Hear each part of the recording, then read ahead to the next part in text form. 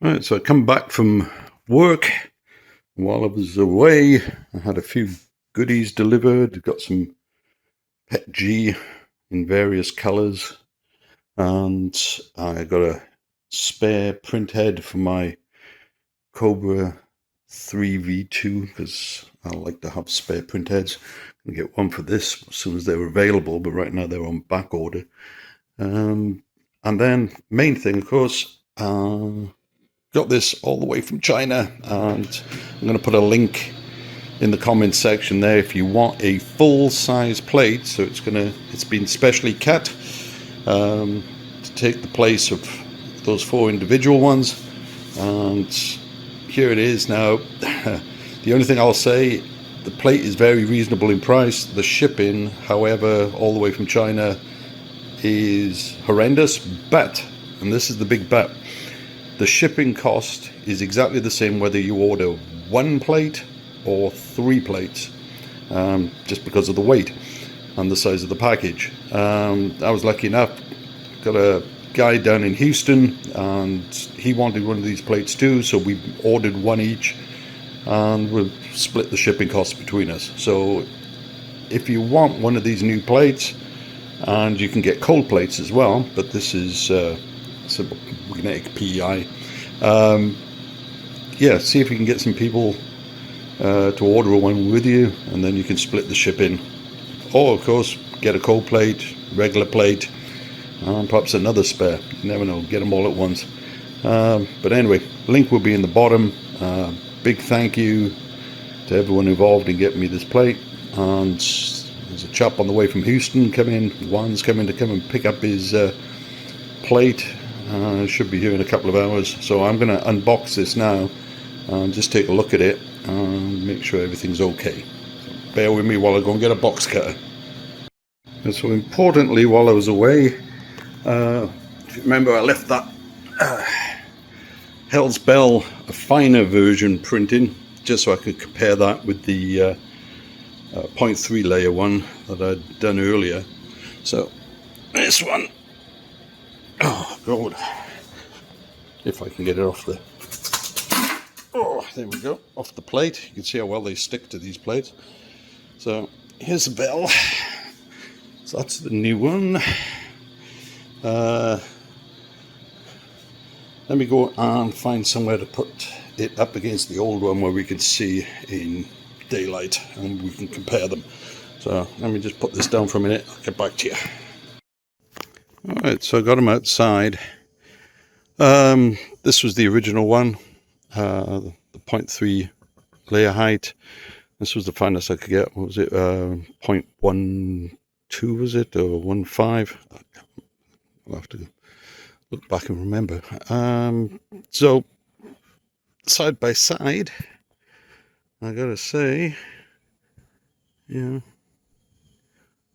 not much that I can see between them. Texture wise, both feel equally smooth. I will say, if we zoom right in and look at the lettering, so this is the finer one. You compare that to this, I will say that I think the letters definitely come out better with the finer layer height. There's definitely better detail, not that much. And of course, by the time you end up prepping these and spraying them, you might not even notice. But yeah, so slight improvement. I'm noticing this little ghost in here. I don't know if that's vibration or what, but I mean, you can't feel it, but I can see it around a couple of those letters there. I don't see it down here, but I do see it around these larger letters. You can see it on both. But then I was also seeing that on the other ones slightly as well. But once you put the spray paint on it, they just vanished because they're so fine. But it'd be interesting to see what's causing that. Some sort of resonance, or just perhaps the speed that it's printing at. Perhaps if I slow it down, that might get rid of it. But and then, as I said, there's the seam line. Looks worse than it is with the daylight, but again, that would need to be just quickly rubbed off with a bit of sandpaper before spraying. On this one, you can see, same thing here down the back. And again, you can't get away from having a seam. Unfortunately, I had it on the other ones, but the brass one, you couldn't see it because, again, I'd sprayed over it at that point, which basically made it almost invisible. So the question is, was it worth the extra time and effort to do it at a finer layer height? And I've got to say, even with something with the fine writing like this, probably not. But if you've got something with a lot more detail, then it is handy to have those different settings. But either way, they look pretty nice. So alright, let's get back in and take a look at this new build plate. Right, so my box cutter. So I went into the cardboard box, I pulled out one of the two plates. I've got to say, well packed with bubble wrap. Both of them attached together. They put corner protectors on them as well, make sure that they didn't get banged up in transit. Compare that to my Tronic plate, which slid around in the box and got a bent corner. I mean, nothing marvelous, but some protectors on that would have made a big difference. So, as you've probably noticed, I've got these in black just to be a little bit different. But you can get them in the typical brass copper looking colour, and the cold sheets are available in nice blue. I'm not going to lift those off yet because I've got to go and do a manual bed leveling. Before I put this into effect, just to get an idea of the fit on this. So it's designed to sit quite perfectly between these guides in the corner. And that's the trouble. You can go on eBay and you can find some, and they say, oh, they're for the Giga, but what you're actually getting is an 800 by 800 plate, and this is larger. It's not 800 by 800. So this is a perfect, specially cut replacement for those beds there. And as you can see, a perfect finish, and it's actually double-sided as well. Same texture on both sides. So if you do end up in a year or two, one side's getting a bit ratty, you can still flip this thing over and use that. So, hey, thank you very much again. Perfect. So I'm going to cut you off here. I've got to spend some time now doing the manual level. I'm not going to show you me doing the manual level, but I have in my playlist linked to another guy on YouTube who's done a fantastic video on manual bed leveling, and that's what I'm going to use and follow his guide to get this done. And he's got lots of tips of things to watch out for as well, because one of the bad things on this is they only give you two of the leveling plates. The problem with only having two leveling plates is you can only do either the front or the back at once, because you need those holes to adjust the screws. And if you don't remember to swap the PEI plates, so if you're working on two of these on the front, whatever you do, make sure you put the other PEI plates on the back, because if you accidentally on your pad press the probe in the wrong area, then you'll end up boring a hole in the bed of the printer, and you don't want to go around damaging that. Alright, so I will get back to you all shortly. Thanks. Okay, so manual level complete, and Thank goodness to 3D rundown for your video, mate. You don't know how good that was to follow. You really made life easy. So yeah, bunch of zeros down there. There's just one point that I couldn't get to zero. Everything else is zeroed on the manual leveling. So now I get these plates off and get the single bed on there, and then I can go and do a manual level, so an auto level, and set the Z offset. So bear with me for a sec. Alright, so plates in place. Come up here, I'm going to select automatic leveling, hit the confirm button, and now it's got to do 100-point leveling. So at least I hope it will.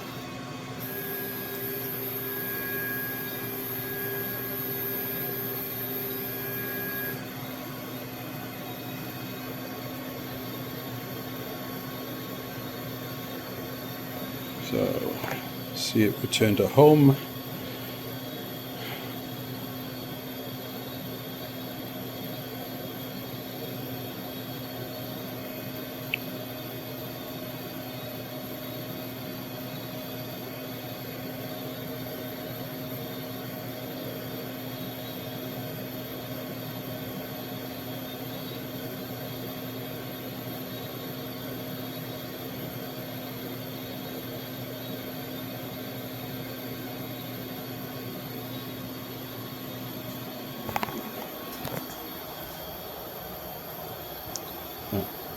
So I was checking something there. That reflection, I thought that was a piece of plastic wrapped around the threads. There is something in there.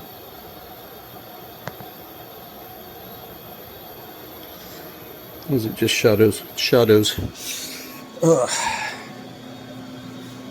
Okay.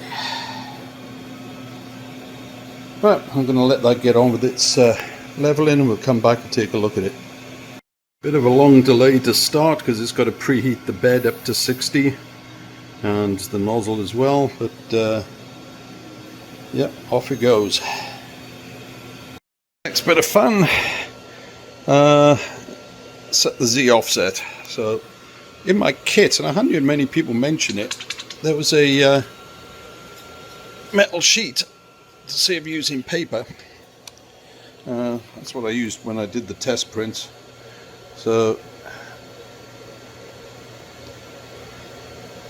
just going to take this up a bit because I can't get the sheet under the nozzle. Let's just take it up a whole millimeter, and I still can't get it under the nozzle.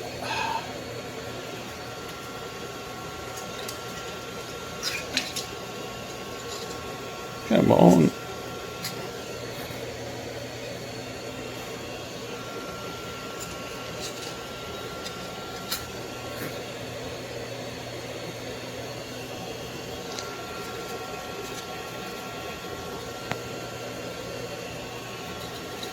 Aha. There it is.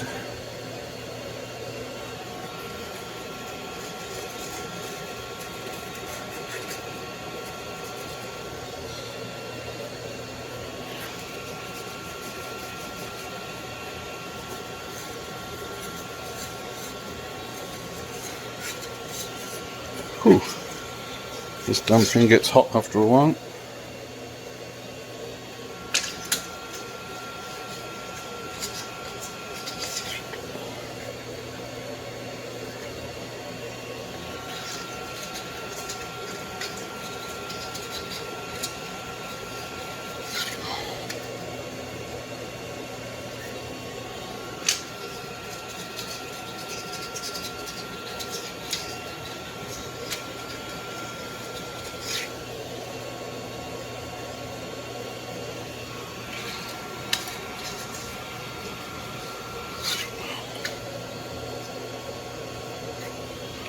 Come on, just want to feel it rubbing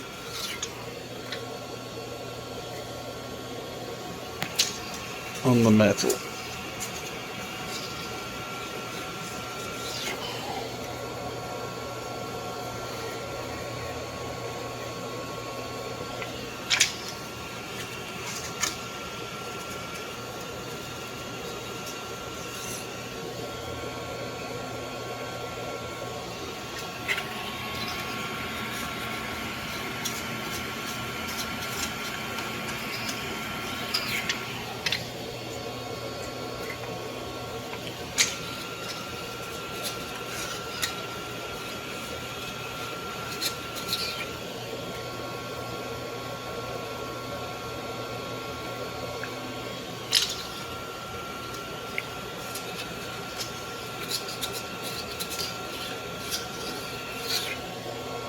Oh man, I think I took it up way too much. Okay, that's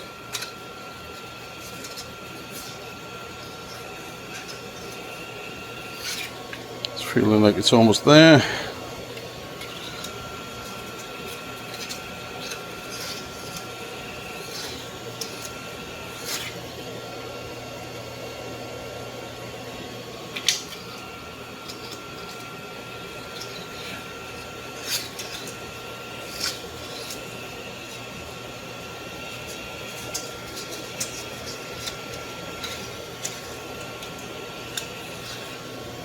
That feels good. Alright. So after all that, set the nozzle Z-offset, and here is my finished bed mesh. So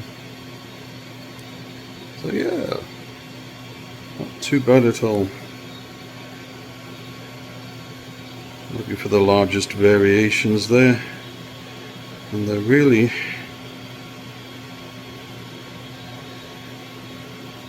what's that, minus 0.15 is I think the lowest, highest 0.14. So yeah, very, very good indeed. On the Tronicsy it said basically anything under 1.5 between high and low was acceptable for the auto leveling, so this is like way below that. So yeah, very happy with that. Just let my knees recover from sitting on this tile floor. Right, now to go and find something to print. Let me go and see what I can come up with. So I've prepped 3 files to try and print, and basically just 4 or 5 millimeters high, but they'll take up most of the bed just to see if it sticks all over. Interesting thing that just popped up though is the timing estimate. So I was using the Elegoo slicer for the Giga, and let's take this first ball. The Elegoo slicer was estimating it as a 6-hour 18-minute print, and here I am getting ready to print, and the machine itself is giving a 18-hour estimate. Interesting. Same for these. You know, this was 7 hours 32 minutes, coming in at 18 hours 12 minutes. Oh, exactly the same as this. Exactly the same as this. So, interesting with the time here. Why does it have the same time? Any ideas? Any clues? No, me neither. Anyway, let's try this one first because it's supposed to be the faster one. Confirm print, yep. So it's just a plain soccer ball design which you can mount on the wall. I'm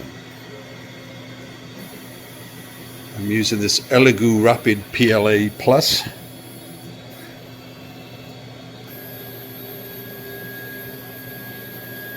So we'll let the bed heat up. It's using the same temperature settings as I used for those Hell's Bells. And they printed good and they clung to the bed, so I'm hoping I'll have the same results with this new plate. So I'm just going to let it run for a while and we'll come back and see how it gets on in a bit. Right, come back again because this was worth mentioning. It took less than 5 minutes to heat up all 4 quadrants of the bed. Of course, having to do it all at once with this plate, but that and the nozzle, yeah, 5 minutes startup. So okay, so now we've got the first layer going down. And of course, this is where having a black PEI plate with black filament doesn't help to show it up much, but yeah, we'll let this thing draw away. So I'll give it about 10 minutes or so and see how this first layer goes down. Some very interesting noises coming from this thing. I don't know if that's alright. that sort of high-pitched squeaking.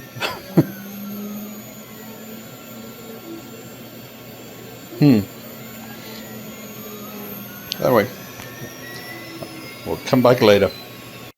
14 minutes into the print, and if you can make out the outline of the ball down there. So that's what we are expecting. You can see it's traced out the outline. It's now just doing the bottom layer, filling in between the lines. So far so good, but this bottom layer is going to take a while, so I'm going to go and have a beer, because I think after all this I deserve one. I'll be back. 21% in, and first layer went down a treat. Everything seems to be sticking. I was looking at that outer ring and I was like, man, it looks like there's a gap there. Wonder why a gap appeared. Then it occurred to me, to put down a brim. It's one of those things I've got to get used to with the Orca based slicer, is it has that automatic selection for whether it wants to put a brim or mouse ears or whatever around the print, and normally with Cura you just manually have to turn that on. But anyway, so it put a brim around it, which I guess is fair enough. Helped it stick to the plate better, but everything seems to be staying down. So it's onto the upper layers now, layer 2 of 25. So you can see the print heads moving a lot faster as well. And okay, so it looks like all that area has been finished on layer 2. It's just got a little bit here, and then it'll get on with the next one. So we'll leave it to it. It's estimating another 5 hours and 2 minutes to be completed. About 2 hours left to go. Putting down some infill. Coming along nicely. So we're on layer 20 of 25. Oh, hour and 20 minutes left to go. It's doing a nice job putting the top layers over the infill regions. And everything's still sticking down good. Quality of the print still looks excellent. Yeah. Looking very nice.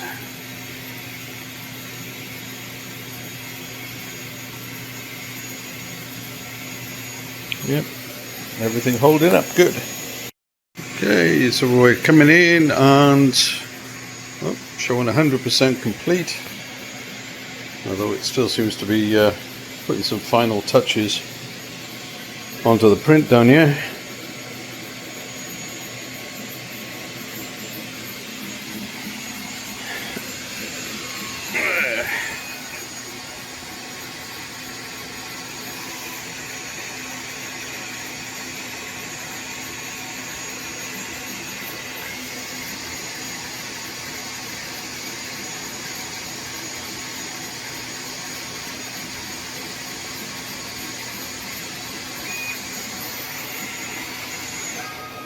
Oh, there we go.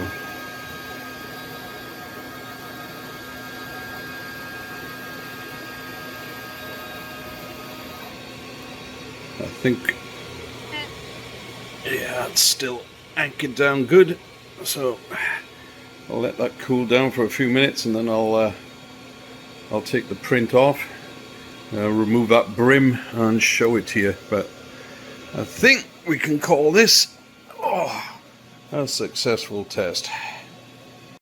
Right, so I've let the bed cool down, so what was stuck like glue should now hopefully, oh look at that, just pull straight off. So right, let me peel this brim off, stick it on the wall, and we'll see how it looks.